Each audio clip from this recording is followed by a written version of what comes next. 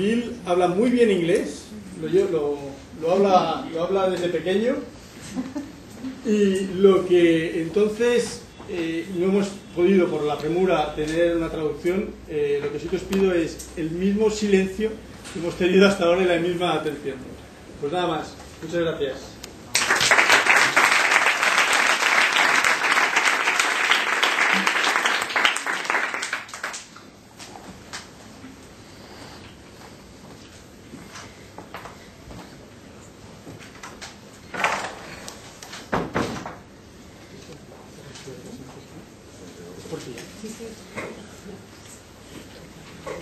So I will do my best in English to talk about social media from the U.S. How I really got involved in social media is I was part of Ogilvy, and about 1 year ago I actually left the agency. I had this great idea that I would retire, but found that I got bored very easy. And I actually invested in a company that was in cloud computing. And if you think trying to sell social media or search marketing is a challenge, try selling cloud computing. It's even more sort of out there. But what we found was in trying to communicate the value of cloud computing, social media, or was to use social media, is we wrote 4 articles. We found that in the financial services area, they needed it the most. We knew of 2 companies that wanted to save between $500 million in IT costs. So the salespeople were trying to call them, 25 calls, no return. So we wrote 4 blog posts about how can a financial service company cut IT costs using cloud computing. And we didn't mail that to them. We didn't know if they would ever see it. So we started following people in Twitter that were influencers in cloud computing. And one was a U.S. government, the person who's in charge of cloud computing. And we posted in Twitter about these articles. And he tweeted, this is a great article for financial services or any company trying to cut costs using cloud computing. One of the companies we were trying to target actually called us and said, I never thought about using cloud computing until I read your blog post. I'd like to talk to you. So the salespeople had tried 25 times to meet this person. And not only did this person call us, but were already very interested in what we were trying to sell to him. So that was the first part. I saw the power that if we could influence the right people, those people would have the epiphany that they needed that product, and they would call us. And that's a great opportunity if you can make it. It's not mass opportunity. But this ended up for this company about $10 million US in business because we wrote 4 blog posts and we talked to the right people. I'm trying to do that many more times. It's not been as successful. But it is working. It is getting an audience. The second thing I found in that meeting, there was an analyst who was in the meeting. And this analyst makes about $5 million US a year. But this person said, I found these guys through social media. And this analyst was a mobile phone analyst. And said, I'd be very interesting is, can you tell me if there's anything unique happening in the mobile phone space, specifically about the Palm Pre, which was launching that week in the United States. And so we went into Radiant 6, and we were looking to see how were people talking about this. And we found in different places in the United States, people could not get them. So he knew that there was a supply chain problem and said, well, maybe Palm is not going to be able to do as well this quarter as we thought. And so here was this analyst that was wanting to know, was now very interested in what people were saying. How were people responding to this new product in the marketplace? And so the 2 of those really got me thinking that businesses really need to start thinking, especially specialty businesses. And we find that if you're starting out or if there's new products, this is often one of the most effective ways to get the message out very quickly. So what I want to do is talk about how social media has been working in the U.S. My hope is, and what always frustrates me when I go to some other country is people say, well, we're a few years behind the U.S. well, let's use social media to get you catch up, but let's leapfrog the United States. Let's use this as a way to, if we can figure out some of these ways and adopt them to Spain, how can we then, advance? What I'm seeing in China is if you go to China and talk about American social media, they don't want to hear it because they have their own sites. They have their own way of doing it. And so just simply coming and saying this is how the U.S. is doing it, it's not. So I've tried to show how we're using it, hopefully to inspire ways for you to use it here, and then ways to integrate it into your business. So I think many Americans came in contact with social media when they saw this. So here's some lady, from Scotland.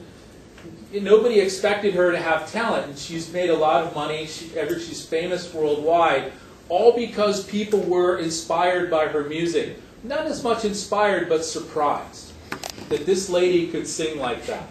And that made it onto YouTube, and next thing you know, she's being flown to the United States to talk and speak and sing. And so that shows the power. One video that someone posted who was surprised about something created an international phenomenon. Now, we can't replicate that. If we could, we'd all be doing very well, but we can use this smartly and hope that we can inspire people. So trying to define what is this social media, the first thing I wanted to explain is it's not an advertising and branding platform. Yes, we can advertise there. There's a lot of people. We can mine them. We know different preferences. But that's not what it's about. It's a way for people that share an interest to communicate.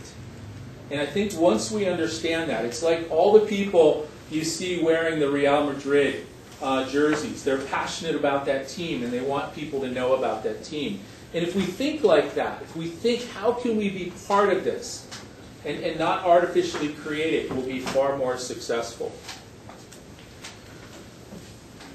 This is not new. There was a study in 1955 that said word of mouth is 7 times more effective than newspaper advertising and 5 times more effective than a personal sales pitch. This was, back then, newspaper was the way to advertise. But why didn't we do more of this then? The biggest change has been the technology. Blogs. As soon as people could easily get online and talk about something, it's a simple box. No formatting, no HTML, no Flash, nothing. Just simply I can type and I have access to it. People will talk. That's what's happened with Twitter. You'll see people being in line in a store or having an experience and will tweet, I'm unhappy with this experience. Or I'm happy with this experience. We've enabled them to communicate about us. And that's why Javier is talking about it's going to happen with or without us. They will talk about our brand. Hopefully they will talk about our brand positively.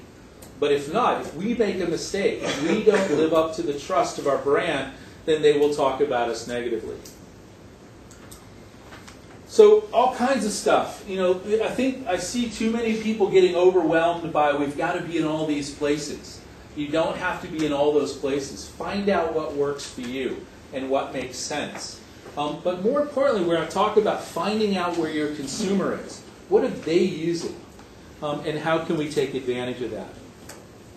Some interesting statistics. I know there's a few people from IBM here. I love this statistic. Social networking is expected to generate $4.8 billion in revenue by 2012 for IBM. That's a pretty powerful number, that this can do it. And a lot of it comes from influencers telling people about products. In Facebook, 110 million active users on a social network site.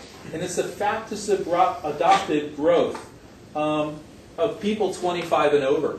These are the consumers. These are the people with disposable income. These are the next generation of managers. And so we've got to think about how we reach them. So the social media and its impact on the media landscape, on our business today. So what do we need to start thinking about? We're moving from this mass media into sort of this broadcast media, from having 5 channels or one place to get our news to getting it in multiple places. And it's amazing now, we've turned into what we would call is grazing information. We hit multiple places throughout the day. And as Javier was describing for the Converse example, we needed to touch all those different places. And we want to think about how do we intersect with our consumer. And I think one of the biggest challenges to us as marketers is we can't just create the one TV commercial, put it up on the TV station in a TV show, and reach 10 million people. If we start to think about what TV shows and what their reach is today, it's still not as big as it used to be because of the fracture. What we want to do is reach people where they're consuming the information. So one of these is to really start to think about how can social media be adopted in the media mix. I'm not saying don't do TV, don't do print, but let's figure out how do we make the two work together. And one of the things we're finding with social media is it all ends up in Google. And I'll show you some examples where we as a single website typically get one place in Google. But if our YouTube video gets in there, our Twitter account, our Facebook, we end up with the full page. And I'll show you some examples of how people have taken advantage of that. But let's think about how do we get somebody inspired by our TV commercial. We see this interesting phenomenon in the US when car companies use music in their commercial. A lot of them aren't using U2 or some major brand. They're using some undiscovered brand, musician. And one of the biggest questions you get on YouTube under that commercial, so they're smart. They post their commercial in YouTube. Half of the posts about it are, who did the music? And there's been many, many bands. Sure, they only have one hit. They make a little bit of money in a short period of time. But most of it came from people wanting to know who did the music in that commercial. So yes, 1,000 people wanted to see the commercial again. But one of the things that I know Mazda's been doing is telling people who the music is by. So at the end of the commercial, they just said music by. And so that's helping expand that, because as people start to search for that band, they start to see what? Mazda commercials. And people talking about the blog. So, let's use this in a slightly different way. So as marketers, we think about demographics, geographics, psychographics, behavioral, and now there's a thing we've got to think about, I think, are social graphics. And social graphics are simply understanding the channels or how people are using social media. And I think that this is an opportunity for us to really think about this next step. Is how many of you know where your consumers are within the social grid, within the chart Javier showed that showed all these places online? Where are they? What are they using? Do we know? And that's why listening is so important, because it can tell us where people are engaging. Who are the influencers? Who is the person that will say, I like this or I don't like this? Who is that one blogger or two bloggers that are going to take this and people follow? Who's following that person on Twitter? So who is influencing this? And it's amazing how many companies, it's just a blogger. They're a blogger. They don't count. And now companies are waking up and saying, look, there are bloggers. I gave a presentation in Amsterdam, and one of the persons from a travel industry said, well, we're only 17 million people. There's only a few blogs about travel, so I don't think that this will work for us. I said, well, how about you inspire a blogger to maybe write about this? Do the 17 million people in the Netherlands travel? Yes. Well, maybe there's an opportunity for you to enable and facilitate blogging about this topic. Consumer sentiment and popularity provide predictive indicators. So this is what that analyst wanted to know was, do people like this product or not? You can start to see this almost immediately because people will start tweeting. It's like, oh my God, did you see this stupid commercial? Or did you see this great commercial or this new product? And you can start to get feedback very, very quickly within the blog network. Social channels, again, what we're finding is Yahoo came out with this interesting statistic recently that 85% of people that use Facebook, typically their next second or third or fourth step after using Facebook is to use Yahoo. And so people are finding things. They're seeing statistics in in places like Facebook, clicking the links and either going to a Google or going to a Yahoo to find more information. So it's one of these things, and we often will find this information.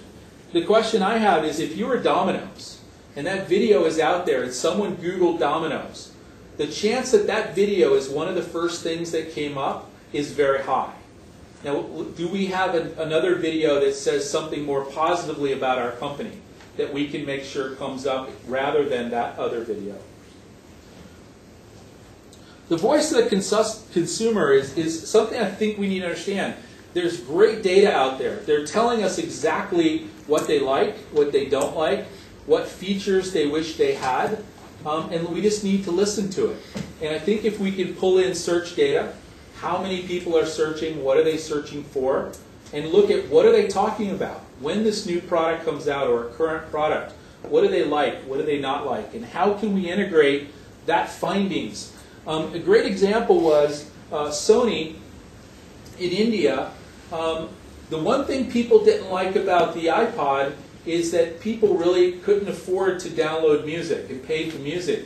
So they wanted this, great for the music that they had, but they also wanted to get FM radio. So the bloggers and people in the market were saying, wow, the iTunes or iPod would be great if it had an FM receiver. We could listen to music.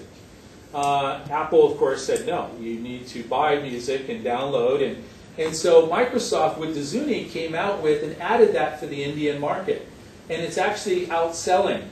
Their competing product is outselling Apple because they listened to what the market was saying in social media and adopted their product accordingly, and now have the larger market share than Apple in that particular country. Disrupt the norm. So you can put information in understanding what consumers want. You can disrupt how they think and what they do and what they want. And it gives us an opportunity to communicate with them better. Invest in portfolio-based content. So again, as Javier described with Converse, think about that. When you're shooting a TV commercial or doing something, how can we slice it up so that we can use it? I met with an infomercial company, and they were saying, wow, we do all these 30-minute infomercials. If we just thought about it when we made them, and we could cut them up into 10 smaller pieces, then that's 10 YouTube videos that we can talk about each of the features and functions. And so they started thinking differently when they're producing their TV commercials or their videos. And it also allows you to remain responsive. If people don't like something or if there's a problem, it allows us to engage it. Adobe is doing some very interesting things with this. People will talk about, like say, Microsoft Silverlight. It's sort of their version of Flash. As developers are trying to make something in that platform, they'll often comment, I can't do this. I'm having difficulties creating this with Silverlight. And so Adobe listens to that and will come back and reply to them in Twitter, hey, you can do it using this video at Adobe TV using Adobe Flash. And they're finding that simply listening, they can convert people to their product from a competing product by showing how theirs solves a particular problem that the other product is created. Another great example is DuPont. It's a big chemical company. Nobody really thinks of them using social media. But one of the things that we found was there was 80,000 searches a month specifically with the question how to clean my kitchen counters. So people that have the really nice marble or Corian countertops, they want to clean them, maintain them, seal them, polish them, or restore them. Again, 80,000 queries that specifically start with how to or how do I. Anything with a how to begs for a video because you can show them. So simply creating the videos and putting them on their website and pushing them out, they've received at least 10,000 social media mentions. When someone asks a question, how do I clean my kitchen counter? People are pointing them to those videos. And those videos not only tell them how to do it, but tell them how to do it using their product. And it costs them almost nothing to use. And not only do they use it, but all of their retailers are able to use those videos as well. So again, taking search data, looking at social media data, and finding out if there's opportunities for you to discuss your product. So now what I want to do is show some exact examples of social media, how it's been used. So one of these is to create demand. So JetBlue it's like an EasyJet in America. And what they do is they post these, they look to see where they have empty seats. And so they posted this one the other day, and it was saying $289, 3-night package to Orlando from LaGuardia Airport. You got to leave Saturday and come back Tuesday. They have 10 of them. So this is really inexpensive to go to Orlando from New York. And so they sell out on these almost immediately. So what they're doing is saying we have excess inventory. We have seats on these 2 flights, and we're willing to sell them at a discount just to fill those seats. So they're simply using this as a way to engage with the marketplace. Selling products. I think most people have heard of Dell. The biggest irony of Dell is about 5 years ago, they had the whole fiasco where one of the bloggers in America wanted service on his laptop, and they were saying, no, you can't have it. So he blogged about it. And Dell's response was, we don't talk to bloggers. Bloggers, they're just people that live in their basement and they're unhappy. And so, but now they've said, we've woken up, they've experienced this. So they have 1.5 million people following their outlet, and this is how they get rid of products that are excess. And so to date, they've sold $6.5 million worth of products directly using Twitter by posting announcements like this or specific models, all things that they would have had to liquidate through some other channel. There's probably at least twice this that didn't convert specifically through this channel, but they called someone or engaged it some other way. So it costs them almost nothing to get a report that says these are the products we have excess for, here's the page where they can find it, and simply putting it in Twitter, and if people buy it, then that's good. If not, they're going to sell it some other way. But this is a way that they can control inventory, demand, and direct sales. Launching a new product. So Samsung, everybody's coming out with their 3D TVs. If you actually Google Samsung 3D TV, the 2 listings you see, one in paid search and one in organic, actually point you to Facebook. And when you come here, you can not only learn about the products, the timeline, you can learn about products, and then these links then, once you've sort of been immersed, will then actually take you over to the website. And this has been a great way, rather than a static website or even a flash website, to introduce people to these new 3D products. And it's also great because then people can share this. And that's one of the ways that the momentum is has increased around these products. Interact with your customers. As Javier said, people are going to talk about you whether you like it or not. And this person, Travelers is a large insurance company in the US. And this person basically said he had had a bad experience with this company. So rather than then just hiding and saying, okay, he's unhappy, then that's fine, simply replied to the person and said, we'd like to know more about your experience. And please contact our customer advocacy. They gave a phone number and gave a URL that when they went there would actually bring up a live chat where they could talk to customer service. And what they're finding is when they engage people, wow, they do want to hear from me. And then the people will call them, or they can track either one of those on how many of those people reacted. But what's nice is once this person is now happy, they will typically tell their followers, hey, I told you an hour ago I was unhappy. They've solved my problem, now I'm happy. I like this company. And so companies just simply looking at that can see and understand what people are unhappy about. This is one of my favorites. So this is a company. I went diving with them in Maui, and actually before I went there, I found their website, and they had pictures up there of different fish and different types of shells, and I really am into underwater photography. So I actually found their Flickr account, and there was pictures of different things I wanted to take pictures of. So I printed them off. And I brought them with me to Hawaii and said, I want to take pictures of these. This is exactly, where did you find this? I want to take this picture. And I was the first person who had ever done that. So I thought, okay, I'm maybe I'm a little out there. But what they found was, and then all of my photos, the people on the boat said, can you share those with us? We'd like to share with our family and friends where we went diving.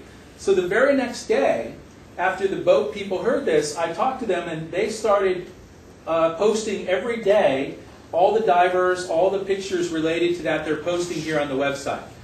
To get this Flickr account cost $50 US. He's had at least 10 people sign up to come dive with him for $1,000, all because they saw their friend's photos and said, I want to go diving there with that company.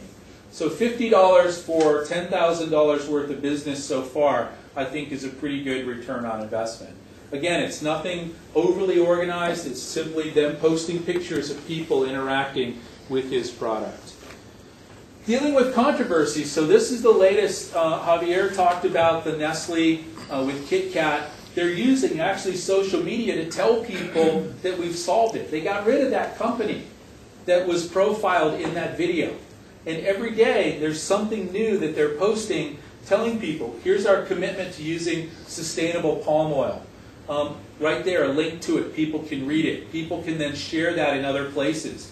And so they're using this medium that caused them so many problems back against the medium.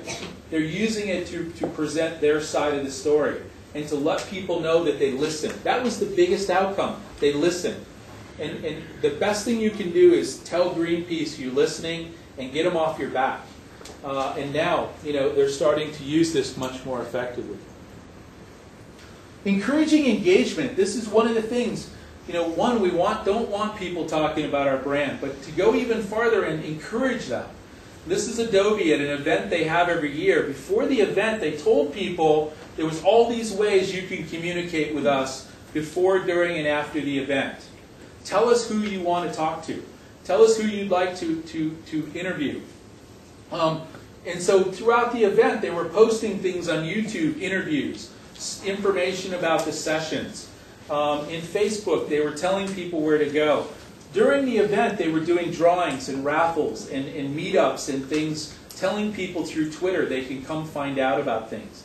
So they found that this has been extremely successful in communicating with their audience.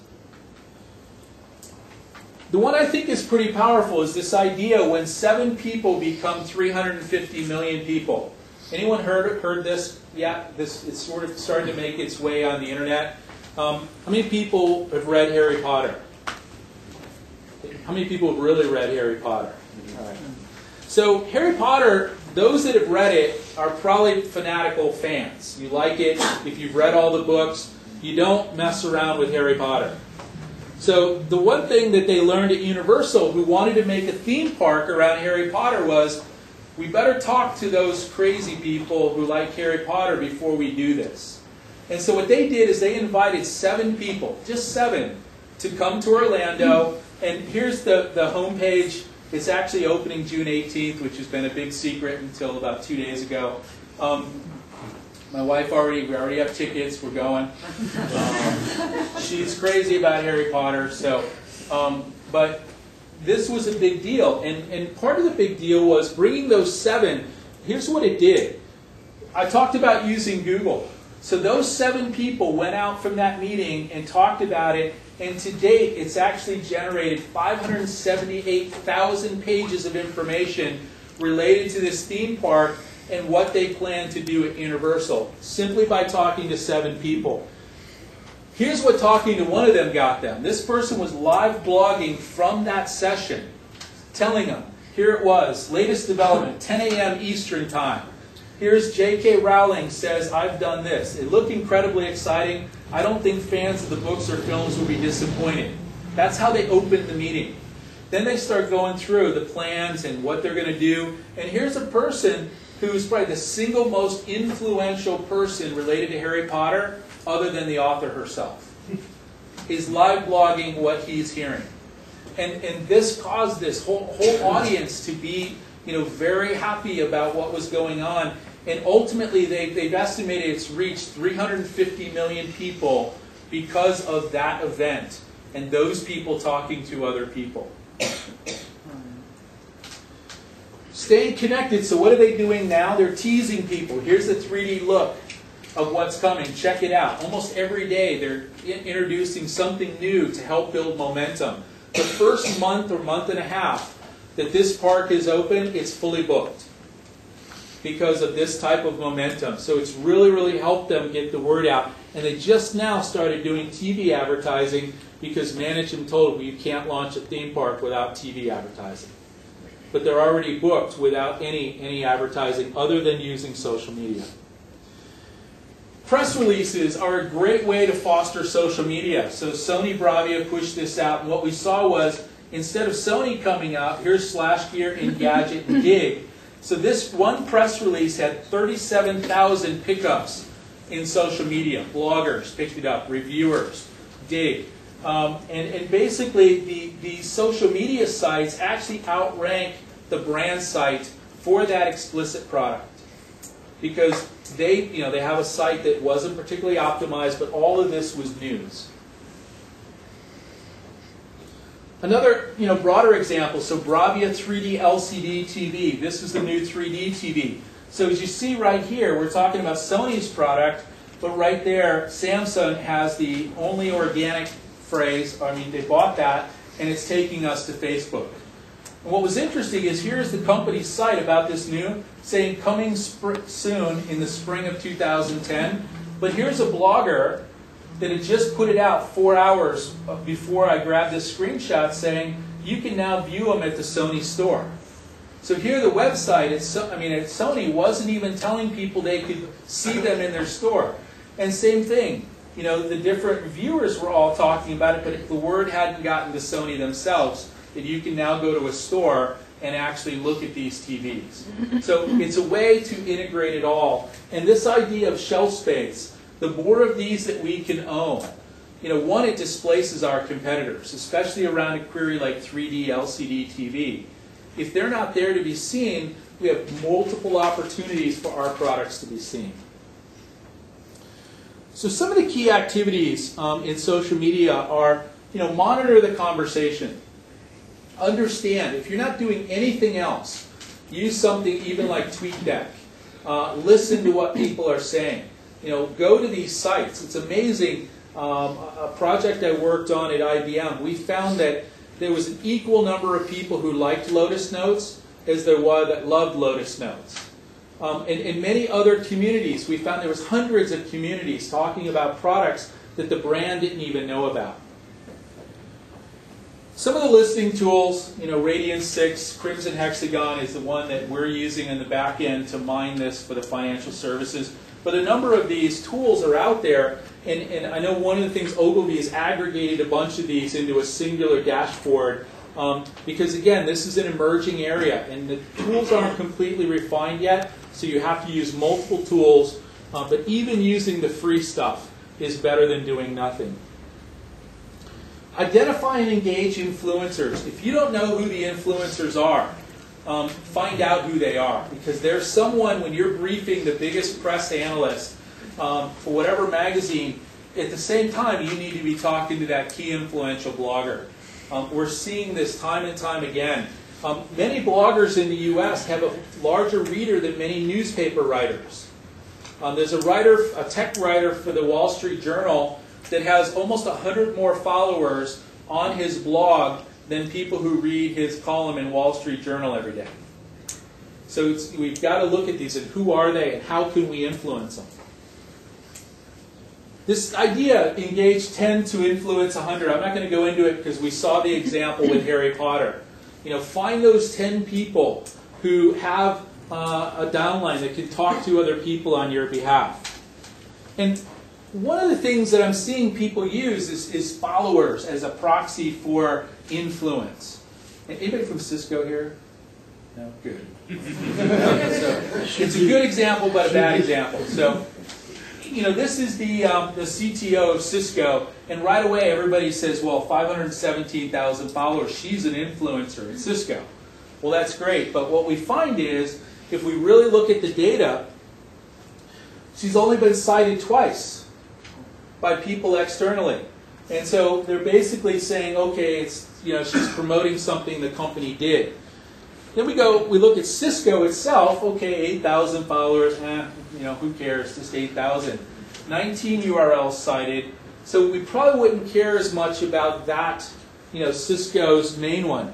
And this guy here, he only has 4,700 followers, but he's been quoted 395 times, referenced it 216 times by others. This guy here is the influencer. And many times we wouldn't give this type of person the time of day because, oh, he's just a blogger. But when this guy tweets or when he writes something, people are pushing it forward. People are taking that information and using it to make decisions. And so this is the kind of person. And so, yes, she has 517,000. He has 4,700. But I guarantee you those 4,700 are the people we want to be in front of.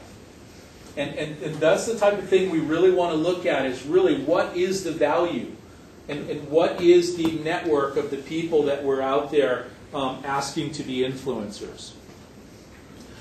Digital asset distribution. So we create all these assets, videos. I talked to a company not too long ago that said, yes, we have over 1,000 videos about our products and tools and things from some events, some interviews. I'm like, great, where are they? I don't know. I was hoping you could tell me why I can't find them in YouTube. So we looked and searched and couldn't find them, and I said, well, who put them in YouTube?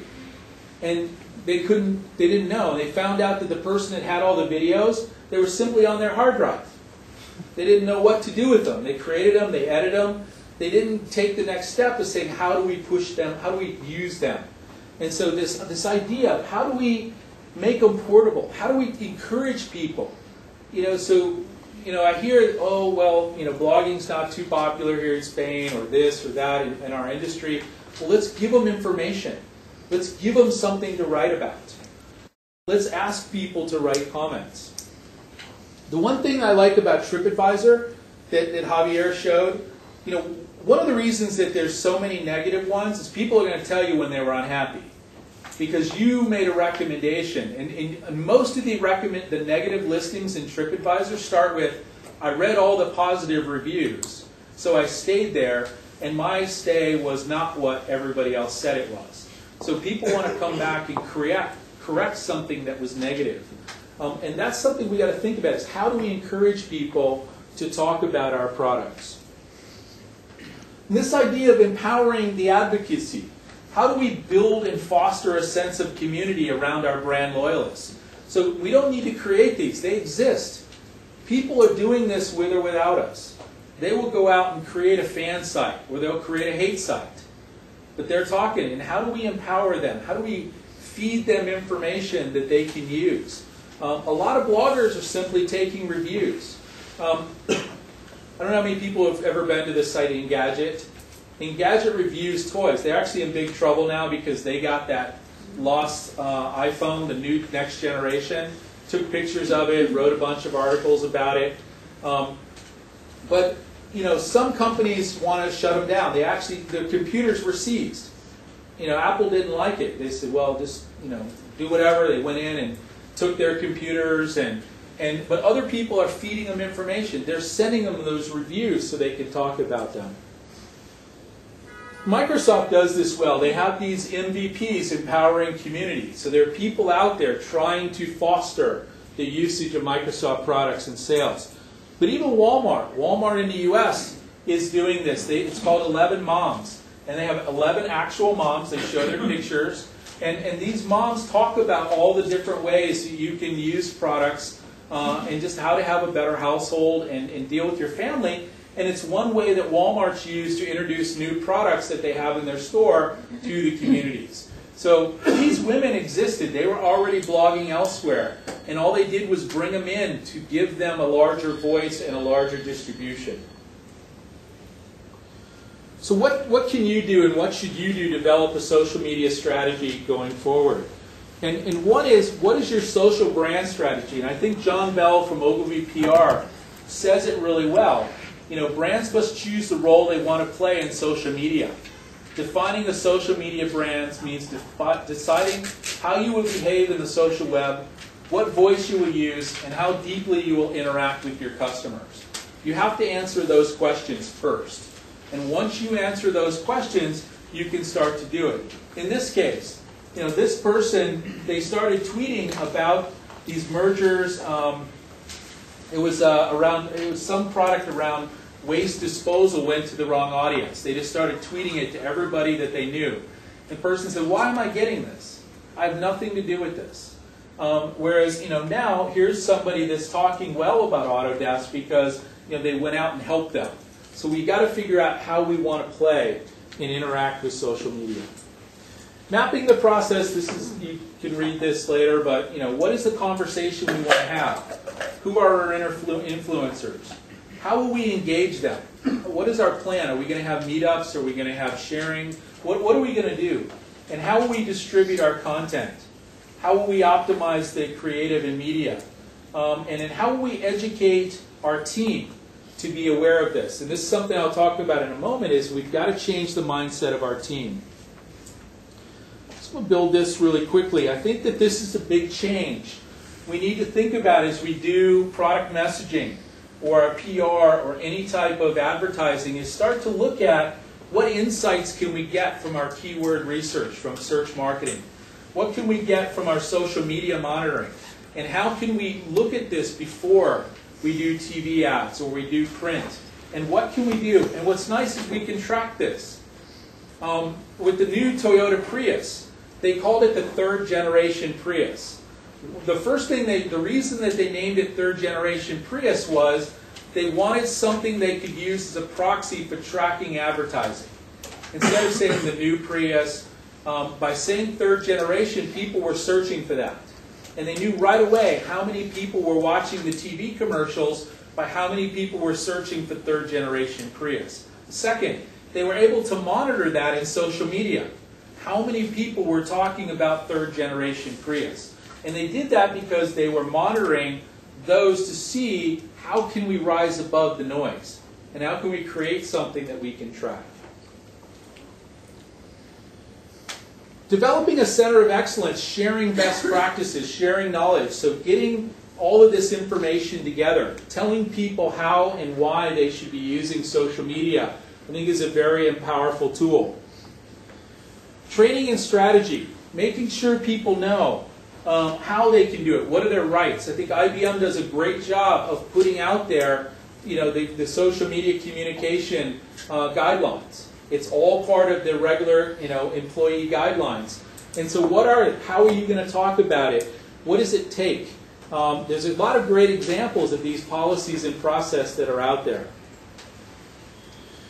This, I think, is probably one of the most important things that you need to do, is develop a triage matrix, which is, when someone complains, why are they complaining?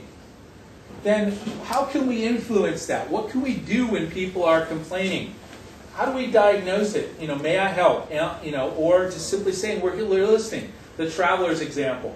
Then what do? We respond to this. What's interesting is you can write these messages in advance. Somebody says they're unhappy, you can put out a blog post. You can comment on the blog post.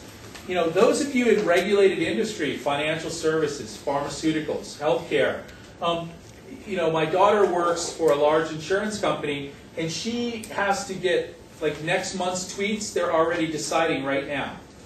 For June, she had to submit. These are the things I'm going to tweet in June so that legal can approve them. She went in and found ways to respond. She created this matrix that said, here are the ways that the problems we can encounter in social media, here is a standard answer. So if someone says or does this, here's an answer, and it was already approved. So now they don't have to wait 5 days for legal to approve it. Because it's this statement, she can make this response. And having those developed in advance are a great way to get ahead and not sort of have to wait for legal or management to make those decisions. Organization. Are you going to make it distributed, centralized, or coordinated? All of these are decisions you have to think about. How are we going to handle this in our organization? And it's more than just marketing. If you've had any type of meetings like this to come together and talk about social media, everybody wants to come. When I was having meetings talking about search marketing, we get 5 people. A couple from marketing, a couple of the IT people. Nobody really cared, other than somebody that wanted to rank well for something in Google. But when you talk about, we're going to talk about social media, everybody comes. HR comes. Why is HR here? Why is product sales, the external salespeople here? All of these people are the recipients. They're seeing things happening. And so we have to open the lens and we have to say, wow, how can all these people? And if you start to do a social media inventory, we did at one company and we found 450 Twitter accounts in the company. Not personal accounts, but that sales had one. And so HR had one, this group had one, these people had one, evangelists had them. And they were all had a fractured message about the company. And so by bringing them all in and talking about what are your needs, and if we're mining things, can we mine words for you? And looking at this holistically, you'll find that it'd be far more successful. First thing people say, well, these people are busy. They have no time for social media. What you'll find is that you're starting to shift things. The same people in the call center who answer that person when they call unhappy, that's a person that could be tweeting. When you've got a person in one company, they had a large forum, and they had 10 people answering questions in this forum on this billboard. And so why can't those people answer questions in Twitter? Same question. Just copy and paste it from here and post it in there. You just have to change the way people are thinking. Measuring social media, it's probably the biggest challenge that we have. You can measure opinion, influence, and trust. And inside, I think you guys will get this presentation. So, but things in there, what are the things we want to do is, did we change opinion? So did we take 50 people that said they hate us to where 40 of them started saying something positive about us? Have we seen? So Nestle is looking at things like, have we changed their opinion because we fired this crazy company that was cutting down all the trees in the rainforest? Influence the influencers. How many of these people did we reach? How many people did they reach? How many times did they retweet our message? And did we regain trust? Or did we establish trust? Do people now think more highly of us? Awareness, trials, and launches. So, for example, again, Adobe will announce a beta of a product, and one of the first things that they see, as soon as they announce it in Twitter, they can count the number of downloads that were generated by this. And it's far more than any other announcement of that beta that's out there. And so it's a great way to measure it. Well, if they measure the traffic from that particular link, they can show how many of those people went from a demo or a trial to actually buying the software. And so we just got to integrate this into that product set. Comparison, need, and association. So are people comparing it? You'll see a lot of these. Should I use product A or product B? Look at those. And then what happened? What was the outcome? Did we influence someone to choose one or the other? Establishing need. Telling people that products exist. I don't know if it's here or not. There's a product that came out in the States called Latisse. It's to make eyelashes longer. So actually there's a drug. So you've heard of it? So in the U.S., so this was one of these other things that we did a research for the financial analysts. They found, sort of like Viagra, it came out of a drug for a different reason. The researchers working on this glaucoma drug all found that their eyelashes were growing very long. And that was a problem of people that were using this drug. So they said, wait a minute, women would like longer eyelashes, so maybe we can market this product to grow eyelashes longer. And what they found was, by mining social media, two things came out of it right away. One, they didn't like Brooke Shields as a spokesperson. So there was thousands of these posts and tweets when we went back to them and said, please talk to your advertising company, they don't like Brooke Shields. And the ad company's like, well, Brooke Shields, on our sample, in our focus group, Pete did very well. Well, here's 1,000 people that had no reason to not say they didn't like her.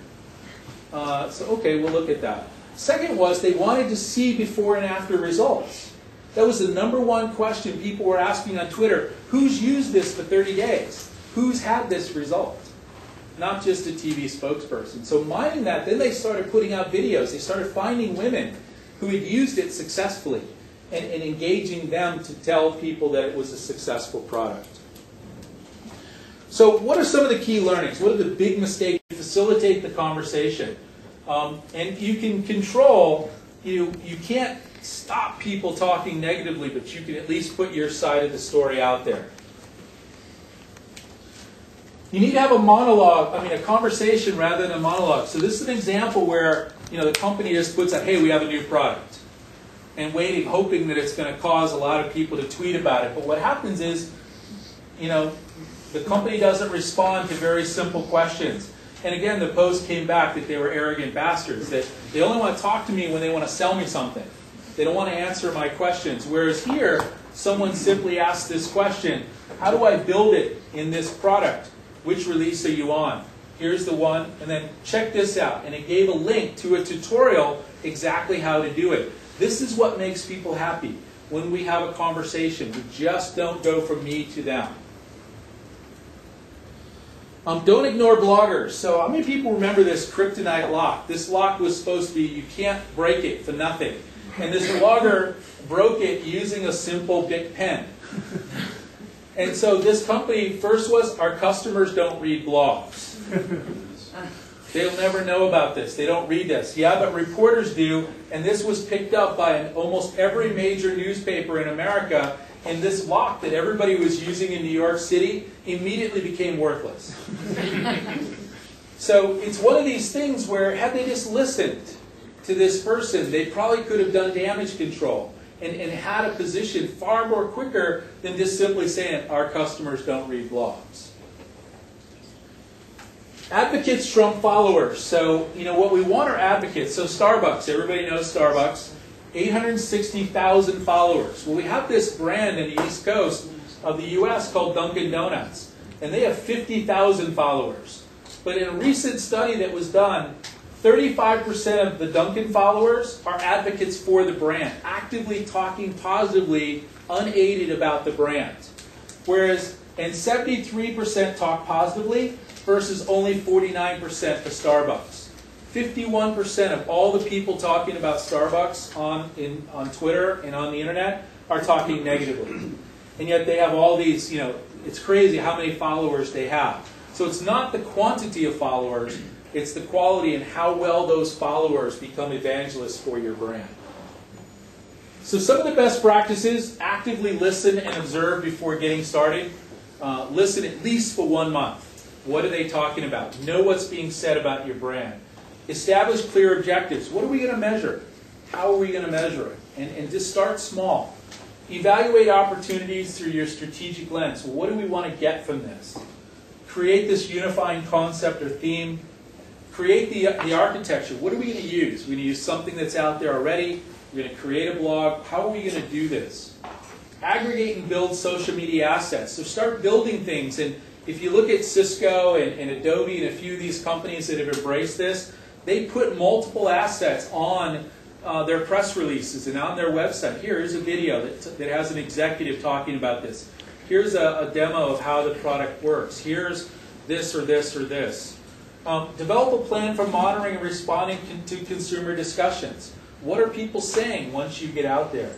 And then roll out an integrated earned and paid media promotion plan. How do we leverage all of this discussion that's happening in social media? How do we go back to traditional media and use traditional media as a way to further enhance what we're doing in social media? So thank you.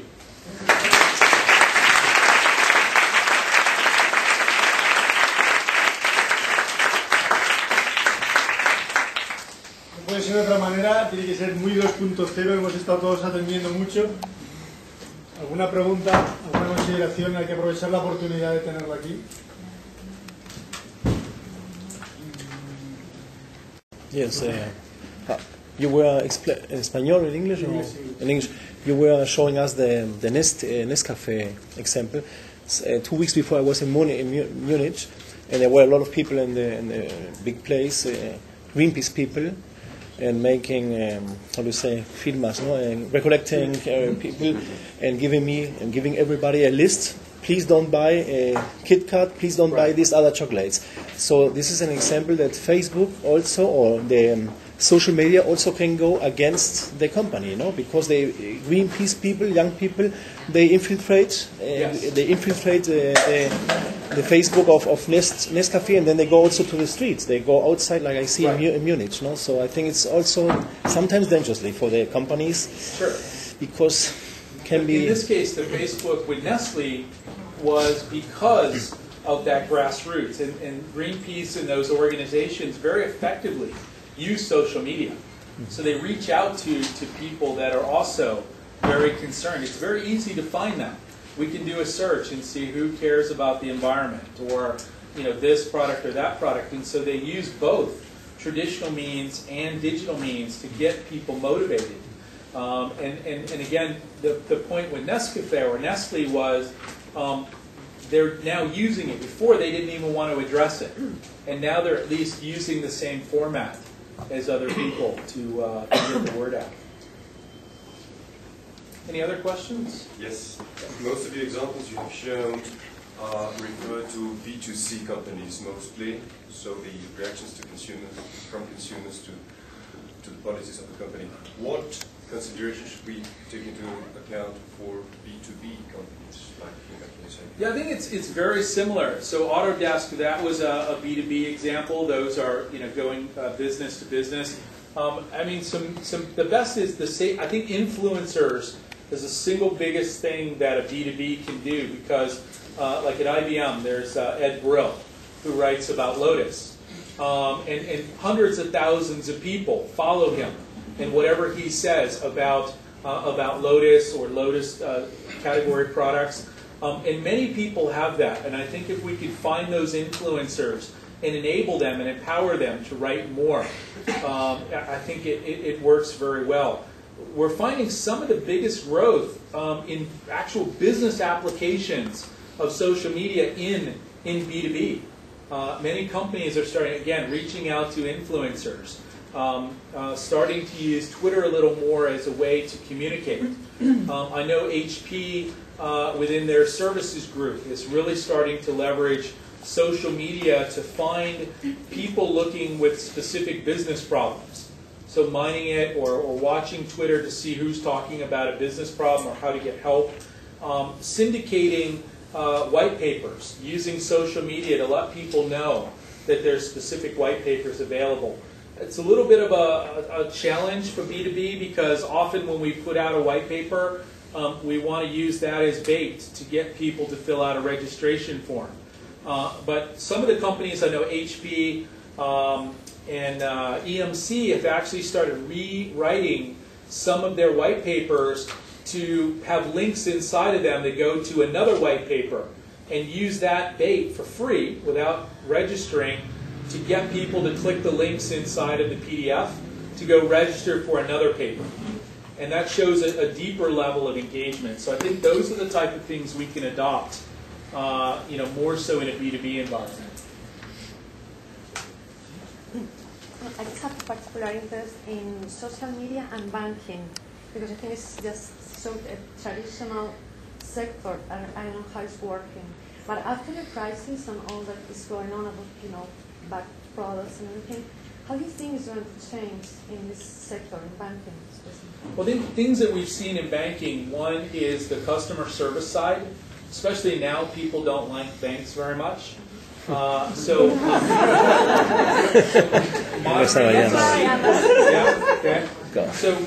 Just monitoring it. So, for example, people are unhappy with the bank, trying to understand, is that something we can help them individually?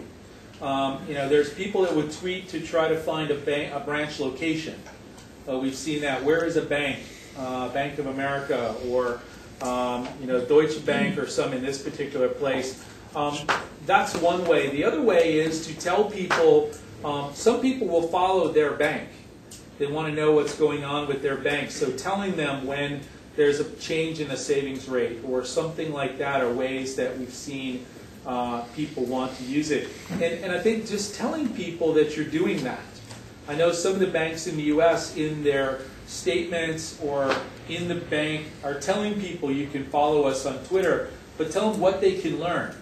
it's like, why would I follow my bank on Twitter? Who cares? But if they're telling me things that are beneficial to me, that the savings rate has changed, or they have something new that benefits me, then that's of interest, and I will follow them. I think that's one way. I think second is just listening to where and why people are unhappy. What is it that they're unhappy, and factor that into the business, and making some of the decisions going forward. I have another question. I don't know if you have experience regarding some of the most regulated markets. That's the pharmaceutical market.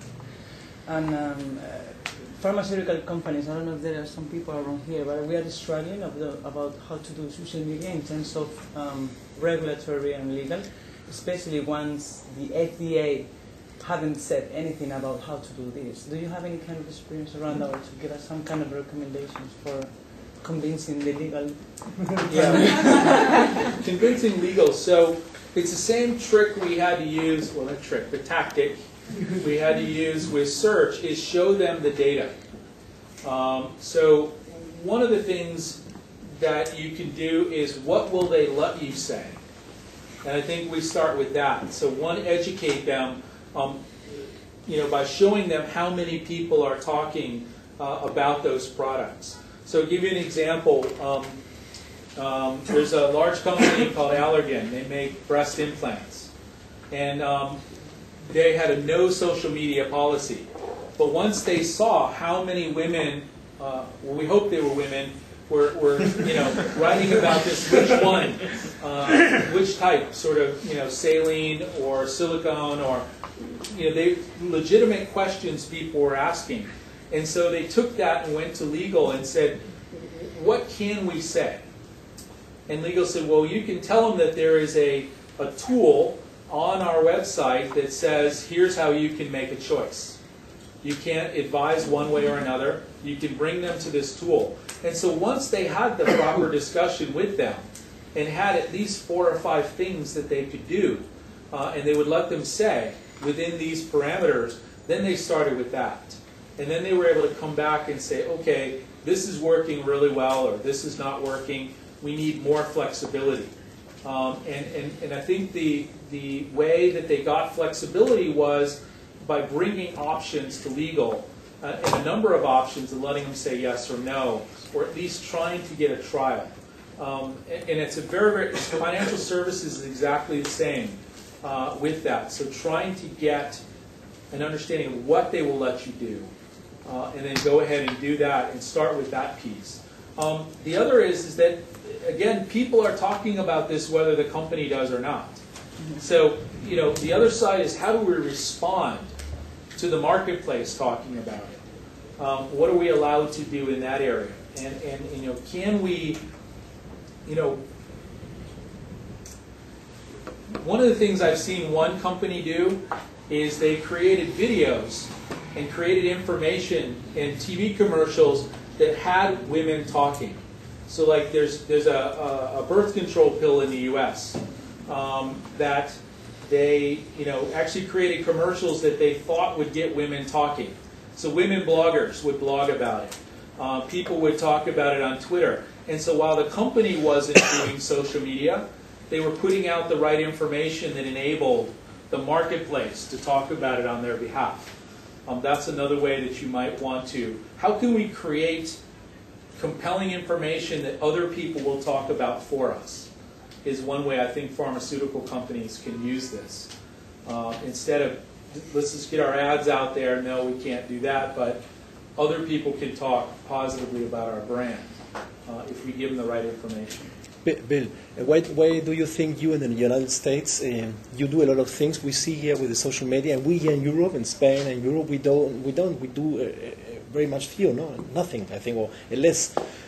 Why this big difference? Because the technological is the same, no? We can use Twitter, we can use like you, but you do a lot of things, and we in Europe, I think, we are not using it like the examples you show us, or less. Privacy in Europe is something. What's the reason? Privacy is a big deal. Well, in China, for example, I'll come back to the U.S., but in China, it's very popular because people are actually anonymous.